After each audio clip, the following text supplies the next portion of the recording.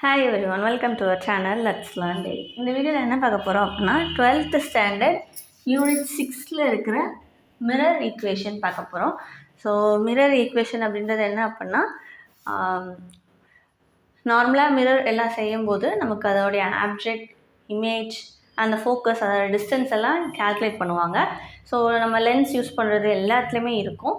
So அந்த equation, final equation மிரருக்கு எப்படி கண்டுபிடிக்கிறது அப்படின்னு சொல்லி பார்க்க போகிறோம். இதேமாதிரி லென்ஸ் மேக்கர்ஸ் ஃபார்முலாவும் இருக்குது. ஸோ அது வந்து லென்ஸ் செய்கிறதுக்கு அந்த ஃபார்முலா யூஸ் பண்ணி அவங்களுடைய ஃபோக்கஸ் எல்லாத்தையும் வச்சு அவங்க வந்து அவங்களுடைய அந்த ஃப்ரேம் வந்து ரெடி பண்ணுவாங்க. ஸோ அந்த இதுதான். ஸோ இப்போ மிரர் ஈக்குவேஷனில் நம்மளுடைய கான்கேவ் மிரர் எடுத்திருக்கோம். Concave mirror. ஸோ நம்ம ஆல்ரெடி ரூல்ஸ் எல்லாம் பார்த்துருப்போம். உங்களுடைய சென்டர் ஆஃப் ஃபோக்கஸ் வழியாக போச்சு அப்படின்னா எந்த டீவியேஷனும் இருக்காது. பேரலாக வரவே வந்து ஃபோக்கஸ் வழியாக டிரான்ஸ்மிட் ஆகி போகும். ஸோ இதெல்லாம் பார்த்துருப்போம்.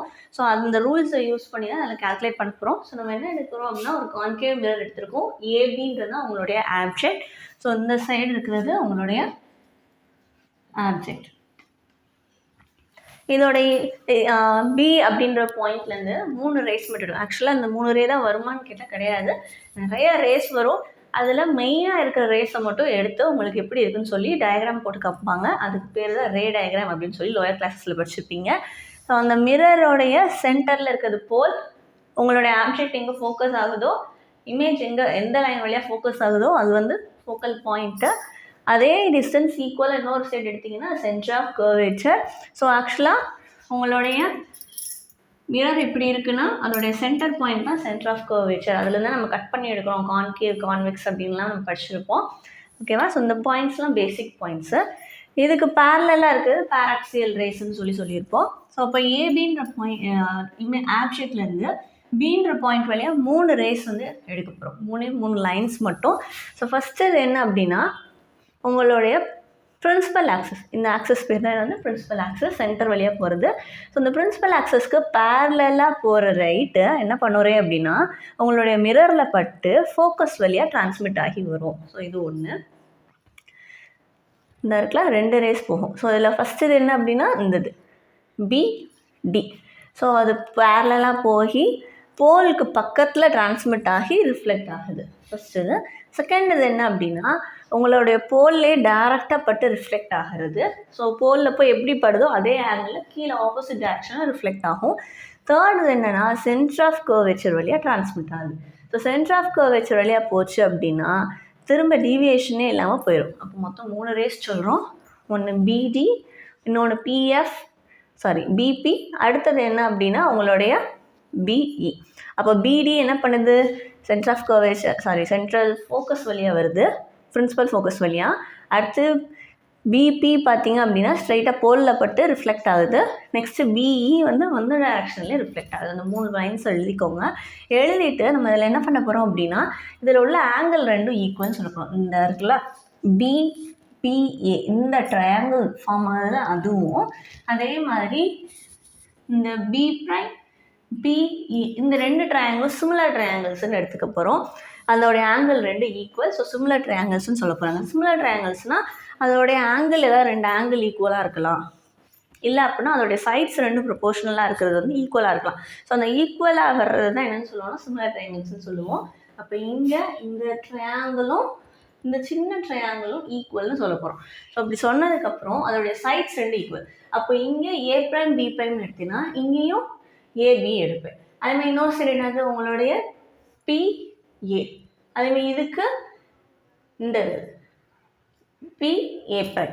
ஸோ அப்போ அந்த 2 ஈக்குவல்னு சொல்லி போடணும். அப்போ அவங்க என்ன கிடைக்கும் உங்களுக்கு, A prime B prime by AB equal to PA prime by PA. அதாவது இந்த 2 சைடு ஈக்குவல், இந்த 2 சைடு ஈக்குவல் அப்படின்ற மணிக்கு எடுத்திருக்கோம். ஓகேவா? அந்த ப்ரொபோர்ஷனாலிட்டி வச்சு. அதே மாதிரி இன்னொரு சிமிலர் ட்ரையாங்கிள் கன்சிடர் பண்ண போகிறோம். அது என்ன அப்படின்னா டிபிஎஃப்.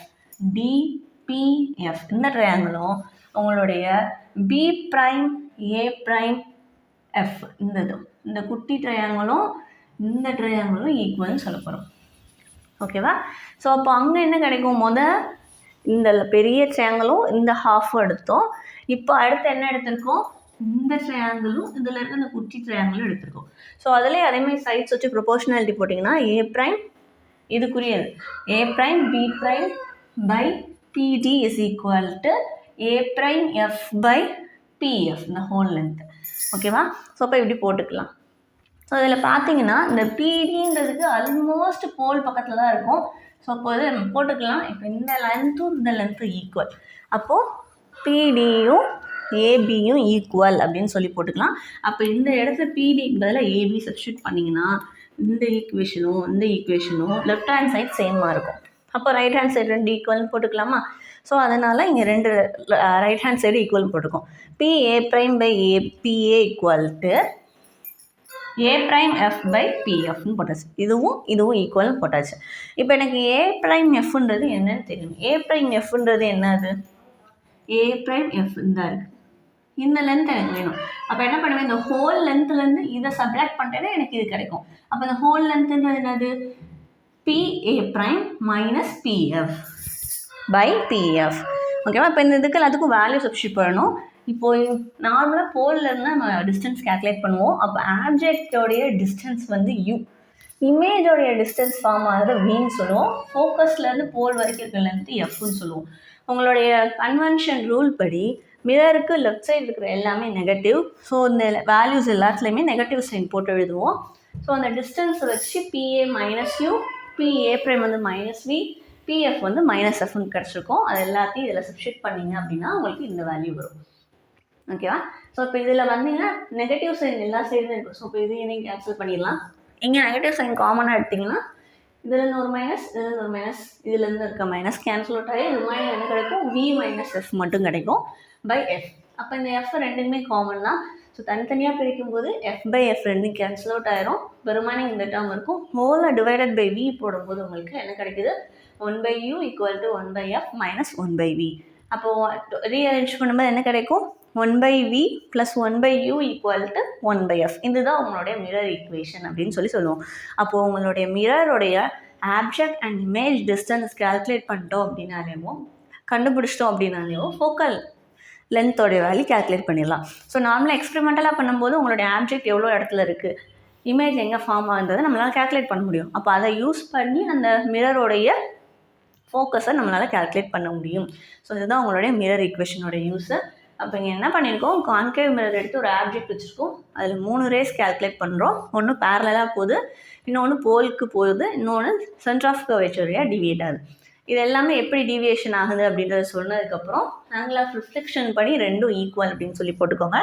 சிமிலர் ட்ரையாங்கிள்ஸ் படி அந்த ரெண்டு ட்ரையாங்கிள்ஸ் எடுத்து ஈக்குவல் போட்டு அதோடைய ரைட் ஹேண்ட் சைடு ரெண்டு ஈக்குவலாக இருக்கும் அப்படின்னு போட்டுட்டு டயக்ராம்லேருந்து அந்த யூவிஎஃபோடைய வேல்யூ போட்டிங்க அப்படின்னா உங்களுக்கு ஃபைனல் ஈக்குவேஷன் கிடைக்கும். இதில் யூன்றது ஆப்ஜெக்ட் டிஸ்டன்ஸ், வின்றது இமேஜ் டிஸ்டன்ஸ், எஃப்ன்றது ஃபோக்கல்.